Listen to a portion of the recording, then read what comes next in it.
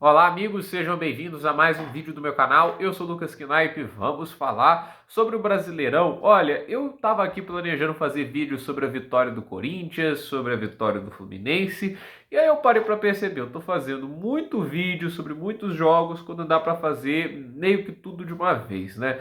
Assim, eu estou tendo muitas dificuldades para gravar o giro da rodada no horário desejado, né? Porque é a live que eu fazia aqui, eu adorava fazer essas lives com vocês, mesmo que a audiência não fosse lá das maiores, mas a questão é que eu tenho a faculdade, tenho tido muitos problemas pessoais e está sobrando pouco tempo. Por isso, eu vou fazer aqui o resumo da rodada das competições. Eu vou começar a fazer isso que quase para todas as competições, e aí a gente vê como que vai ser o resultado disso, né? Porque para fazer a live e tudo isso demanda mais tempo, demanda um pouquinho mais de estrutura que eu não estou tendo aqui no canal. De qualquer jeito, eu peço que você deixe seu like, se inscreva no canal, compartilhe esse vídeo, dê o hype. Vou fazer esse teste aqui, vamos ver como a gente se sai, né? E assim, a gente teve Flamengo e Criciúma abrindo a rodada e não foi um grande jogo do Flamengo. O Flamengo teve momentos muito ruins na partida, inclusive o Criciúma teve mais finalizações do que o Flamengo, foram 16-15. E assim, né, o Flamengo teve 4 chutes na direção do seu gol, com o Criciúma 6, né? Então, houve um equilíbrio desnecessário, né? Porque a gente sabe que o Flamengo é uma equipe muito mais preparada tecnicamente do que o Criciúma, né? Tipo, tem muito mais jogadores de qualidade, mas taticamente, há de se dizer, né? O Tite não conseguiu dar um nó na equipe do Cláudio Tencati, né? Mas de qualquer jeito, 2-1, né? Teve o pênalti ali que no final do jogo que foi controverso, porque havia 2 bolas em campo, mas quem mandou o jogador do Criciúma fazer aquela lambança, né? Porque se o gol sai, né? Tipo, supondo que o Cebolinha marcasse, ia ter essa discussão da bola e a polêmica estaria mais nisso, mas os caras resolveram usar a bola para tirar ali do Cebolinha a chance, né? A bola extra-campo, então é aquela situação. Mas assim, o Flamengo vai precisar jogar muito melhor do que isso se quiser ser campeão. É uma atuação decepcionante porque a Arrascaeta e De La Cruz estão de volta e o time jogou mal mesmo assim. O Internacional perdeu para o Botafogo por 1-0, comentei esse resultado também ontem. É um Botafogo que não brilhou nessa partida, mas fez o suficiente para ganhar. Enquanto isso, o Internacional agora com o Roger Machado, tem muita coisa a ser consertada. Vamos ver como o time vai reagir no campeonato, mas a situação não é nada positiva, né? Apesar de ter alguns jogos a menos, o Internacional, eles estão em 13º, tem o mesmo número de derrotas do que vitórias, é bem decepcionante, ainda mais olhando para os números do ataque. O Internacional marcou apenas 12 gols e estão igualados com o Grêmio como o pior ataque do Brasileirão. E a gente está falando de uma equipe que, teoricamente, é para ter um super ataque com Ener Valencia e Rafael Santos Borges, mas não é o que acontece na prática. E do outro lado, o Botafogo do Arthur Jorge vai aproveitando as oportunidades. O Palmeiras venceu do Cruzeiro por 2-0, né? Um jogo que contou aí com os gols de Flaco Lopes, que vem jogando cada vez melhor, vem ganhando mais espaço aí na equipe do Abel Ferreira, e do Gabriel Menino nos acréscimos do segundo tempo, né? O Cruzeiro até teve seus momentos na partida, mas no contexto geral foi largamente superado pelo Palmeiras, que criou as melhores oportunidades e teve mais volume de jogo, mesmo não tendo mais posse. Então, ótima partida para a equipe do Abel Ferreira, que vale lembrar tá sem o Estevão, que machucou, ele que venha sido o jogador que mais participava para gols nesse ataque. O Grêmio venceu o Vitória por 2-0, né? O Soteldo marcou 63 e o Reinaldo de pênalti fechou a conta. É aquele jogo assim para o Grêmio dar uma respirada aliviada. Ainda está na zona de rebaixamento, mas a verdade é que o desempenho não era nada animador, né? O time não vem jogando bem. O trabalho do Renato Gaúcho não é bom, mas vencer o Vitória, obviamente, dá ali um respiro e um descanso ali para o mental do Grêmio, que não está nada legal. A ver se o Grêmio vai conseguir manter alguma sequência de resultados mais positivos. A gente teve o Atlético Mineiro ganhando do Vasco, fiz o vídeo aqui há pouco tempo. O Hulk marcou os 2 gols da vitória. O Atlético Mineiro que no primeiro tempo jogou muito bem, né? Teve 9 finalizações a 0. O Vasco não conseguiu jogar no primeiro tempo. O Atlético foi muito superior.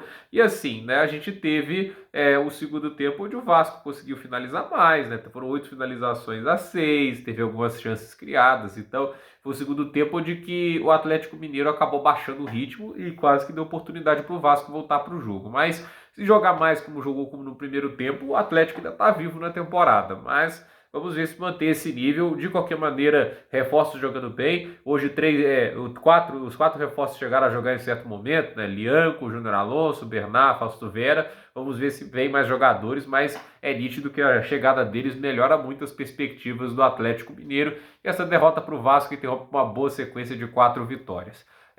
O Corinthians chegou à sua segunda vitória consecutiva no Brasileirão. É a primeira vez que isso acontece desde 2022. Não aconteceu ano passado, para vocês terem ideia do quão ruim foi o campeonato do Corinthians. Mas é o impacto de um bom técnico, né? O Ramon Dias fazendo a diferença e a gente viu o Corinthians conseguindo produzir um pouco mais, mudança esquemática bem feita, mas contando também com uma atuação fantástica do goleiro Hugo Souza, né? O Neneca. Ele está catando muito bem no Corinthians até agora, belas atuações para o Hugo Souza. Ele é um bom goleiro, né? Se ele conseguisse cortar os erros dele, tudo indica que está emprestado, né? Mas se ele conseguir cortar essas falhas que ele às vezes tem, eu acho que ele tem tudo aí para ser um jogador muito bom na posição, porque talento para impedir gols esse cara tem.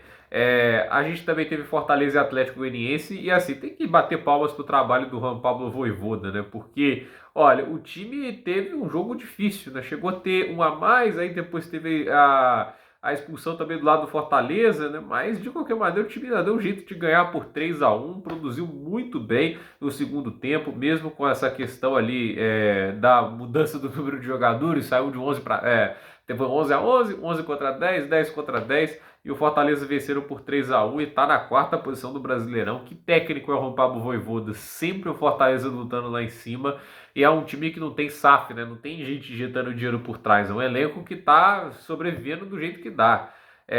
O Red Bull Bragantino ganhou do Atlético Paranaense por 1-0, o gol que sai logo de cara, né? Tipo, um jogo assim que faz o primeiro gol, né? É o Raul que faz, aí o Cleiton acaba expulso e você tem o time se segurando até o final do jogo. E consegue, apesar de toda a pressão que o Atlético Paranaense fez. Mas nítido que o Atlético Paranaense não vem jogando bem. O trabalho agora é do Martin Varini, né? Que acho que é o auxiliar, que assumiu após a saída do Cuca, mas você certamente precisa de um novo técnico, porque já faz tempo que o Atlético Paranaense não está jogando bem.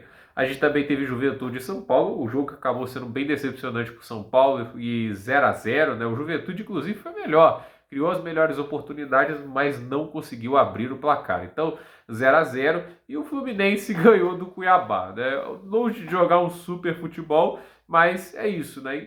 No retorno ali do Thiago Silva à equipe, né? Eu acho que é até melhor para o Thiago Silva que o Fluminense agora esteja nas mãos de um técnico que não vá ser tão exagerado para o ataque, né? Porque se jogar em linha alta, né, isso complica muito pela questão da idade. O Thiago Silva tem 39 anos de idade, o Mano Menezes jogando essas linhas mais baixas, mesmo que esteticamente não seja agradável, elas acabam tendo um pouco mais de funcionalidade, ainda mais com o Thiago Silva, e ele tá aí tentando ajudar o Fluminense, né? E assim, o Cuiabá teve até suas chances, né? Mas pararam muitas vezes no Fábio e o Fluminense aproveitou sua oportunidade aí com o gol do Elias para vencer por 1-0 e tentar ali sair da zona de rebaixamento, porque tá difícil a situação.